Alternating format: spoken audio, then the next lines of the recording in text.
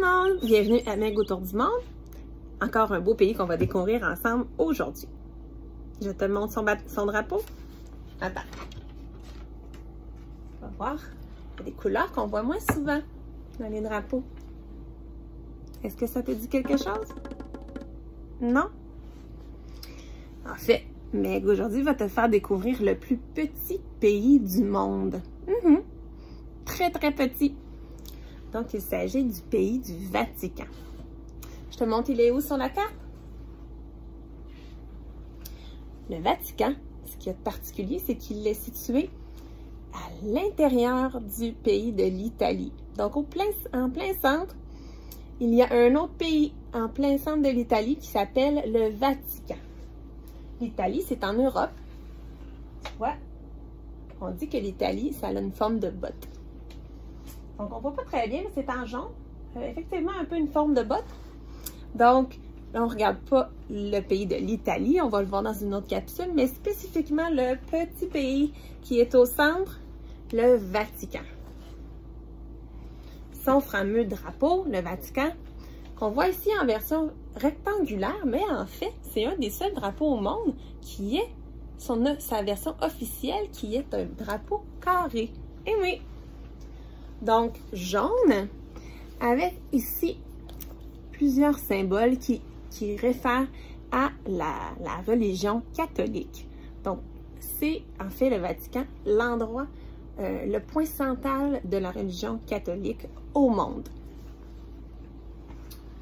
Quelle langue on parle au Vatican? On parle plusieurs langues en fait. On parle le latin, qui est en fait la langue officielle de la religion catholique. Donc, très peu, on dit que c'est une langue morte, mais dans le clergé au Vatican, il y a des gens qui utilisent toujours le latin. On parle italien, je veux pas, c'est à l'intérieur de l'Italie que se retrouve le pays du Vatican, donc beaucoup de gens parlent italien. Beaucoup de gens parlent aussi français, donc on est quand même à proximité de la France. Et aussi, on est aussi à proximité de l'Allemagne. Et il y a une petite cohorte de gens à l'intérieur du Vatican qui spécifiquement parlent allemand. C'est les gardes du pape. Donc, je te les présente un petit peu plus tard. Combien d'habitants dans ce plus petit pays au monde? Environ 450 personnes.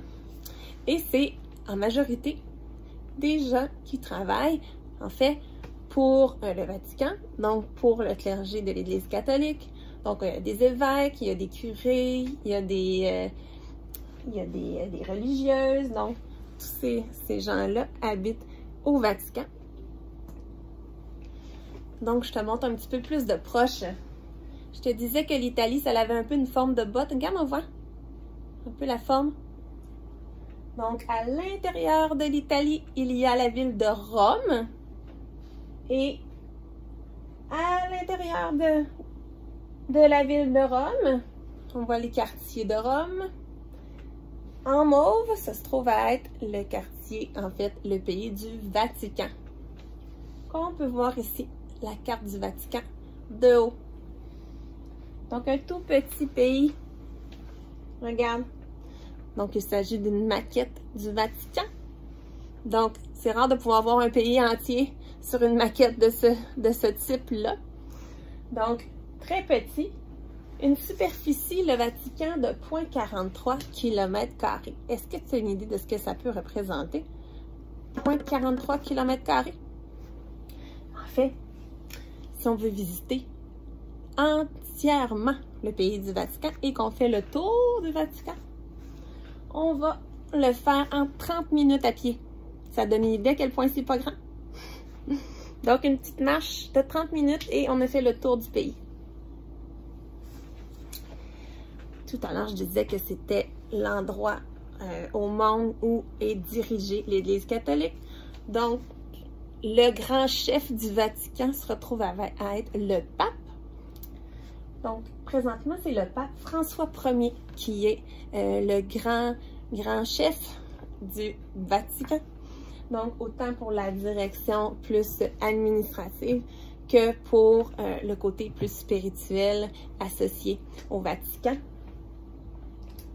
Et je parlais tout à l'heure de sa garde, la garde du pape, qu'on appelle la garde suisse. Donc, ces gens, pour la plupart, parlent allemand. Regarde leur habit. Donc, un habit traditionnel, c'est une des plus vieilles armées au monde et aussi une des plus petites. Donc, environ 100-130 gardes qui vont travailler au Vatican. Et que leur rôle officiel, c'est la protection du pape. Plusieurs choses à découvrir, très fascinantes au Vatican. Une des premières choses qu'on peut voir et qui est très, très grandiose, c'est la place Saint-Pierre. Donc, c'est ce qu'on voit ici sur la photo, la place Saint-Pierre. Il peut avoir jusqu'à 300 000 personnes qui vont assister à des messes extérieures, données souvent présidées par le pape. Donc, 300 000 personnes qui vont pouvoir assister dans la place Saint-Pierre à des messes. Donc, très fascinant. Lorsqu'on voit à l'extrémité de la place Saint-Pierre, c'est la basilique Saint-Pierre. Donc, la basilique Saint-Pierre, c'est un merveilleux bâtiment. Regarde la belle photo ici. On voit ici de l'intérieur. Donc, beaucoup de richesse. Donc, c'est une vieille basilique. Beaucoup de dorures. Les gens, c'est la plus grande église au monde. Il peut accueillir jusqu'à 60 000 personnes à l'intérieur de la basilique pour assister à une messe. Et dans la basilique Saint-Pierre, on peut voir de superbes œuvres d'art. Un des plus grands architectes et artistes qui a participé à la construction du Vatican, c'est ce monsieur. Ce monsieur, il s'appelle Michel-Ange. Et dans la basilique Saint-Pierre, il y a le fameux dôme qu'on voit de l'extérieur, l'espèce de grande coupole. Et à l'intérieur, on peut voir toute la richesse associée à cette fameuse structure. Donc, Michel-Ange était un architecte et aussi un peintre, un sculpteur. Donc, c'était tout un défi technologique à cette époque-là de construire quelque chose en rond, en bulle. Donc, il a pris 50 ans pour construire ce fameux dôme de la basilique Saint-Pierre. Et le même monsieur Michel-Ange a participé à la construction et au développement d'un autre endroit très mythique à découvrir au Vatican, la chapelle Sixtine. Dans la chapelle Sixtine, on retrouve de grandes fresques au plafond. Tu vois toutes les couleurs? Donc, c'est des peintures. Regarde. Je te montre d'un petit peu plus près. Donc, il y a ici la toile qu'on appelle la toile du jugement dernier. Ici, c'est une autre image que tu as peut-être déjà vue. Très connue. Donc, une autre portion de la peinture, des peintures en question qu'on peut retrouver sur le toit, sur le plafond de la chapelle Sixtine. Donc, de merveilleuses œuvres d'art gigantesques qui ont été faites par M. Michel-Ange il y a de cela plusieurs centaines d'années. Une autre belle chose très intéressante à découvrir au Vatican, c'est la nécropole et les grottes du Vatican. En fait, la nécropole et les grottes du Vatican, ça se retrouve à être des genres de cavernes, en fait des grottes, sous la basilique Saint-Pierre. On y découvre la tombe de Saint-Pierre, qui est réputée pour être le premier pape qui a existé. Et on a aussi à l'intérieur de ces grottes les sépultures, en fait les tombes de nombreux papes, donc plus d'une centaine de papes qui sont situés, en fait que la tombe de ces papes est située sous la basilique Saint-Pierre dans les fameuses grottes. On voit ici les grottes en question. Donc c'est très spécial, très profond aussi. Donc, il faut ne pas trop être claustrophobe pour visiter. Claustrophobe, c'est quand on a peur des endroits fermés, restreints. Donc, pour aller visiter ces fameuses grottes et la nécropole du Vatican. C'est très intéressant comme découverte.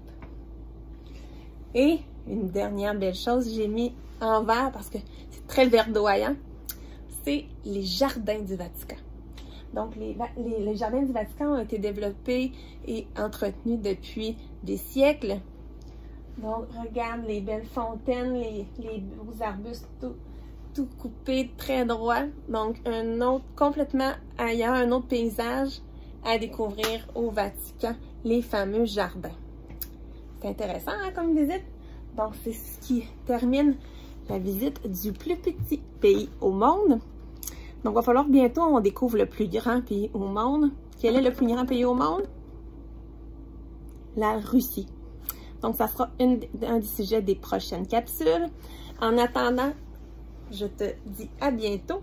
Prochaine capsule, on va aller découvrir, on va aller dans un autre continent. Donc, on va aller en Amérique du Nord visiter le Mexique. Je te dis à bientôt. Abonne-toi à la chaîne Meg autour du monde si ce n'est pas déjà fait. Bye bye!